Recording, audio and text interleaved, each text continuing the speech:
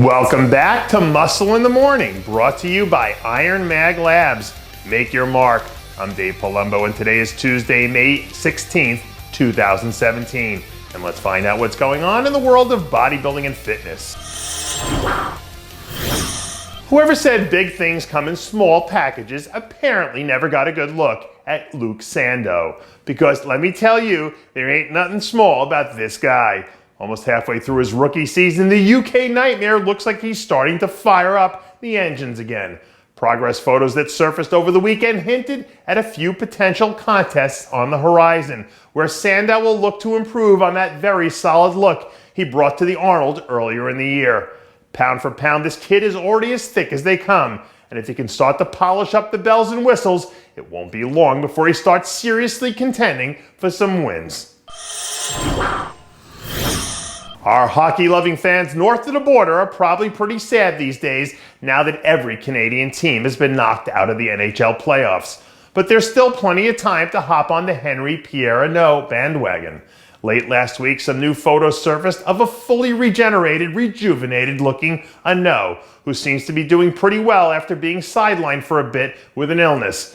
Last year, it really felt like Ano started to find his stride as he put together a couple of really solid top 10 performances in Tampa and Vancouver. If he can put back on the size he lost and get back into the groove, I think he has a real chance to do well in the right lineup. Every once in a while, you stumble across a dude who just makes you stop and let out a spontaneous, whoa. And Isaac Qavidel is one of those people. Over the last few weeks, some jaw-dropping photos of the Oxygen Gym product have been trickling out.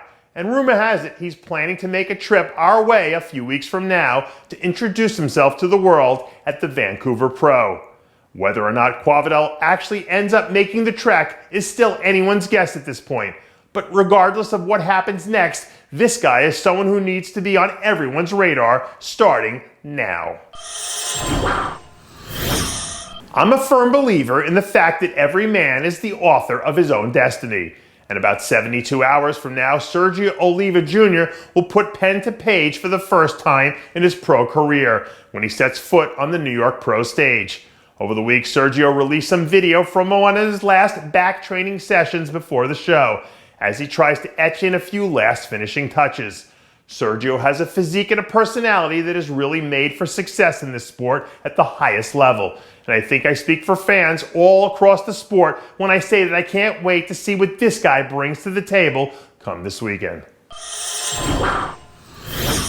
Over the years, we've seen more than a few future stars make their introduction to the bodybuilding world at the Teen Nationals. And rising NPC prospect Eric Wood might just be the best in line. After just missing out on a shot at the Teen National crown back in 2015, Wood has been hard at work adding a ton of quality muscle, which has already paid off in spades. After blazing the stage at last weekend's Mike Francois Classic, Wood now has his sights set on making waves a few weeks from now at the Junior USA. From front to back, Wood is as complete as any young guy out there right now. And as long as he focuses on quality, not quantity, this kid's future is going to be very, very bright.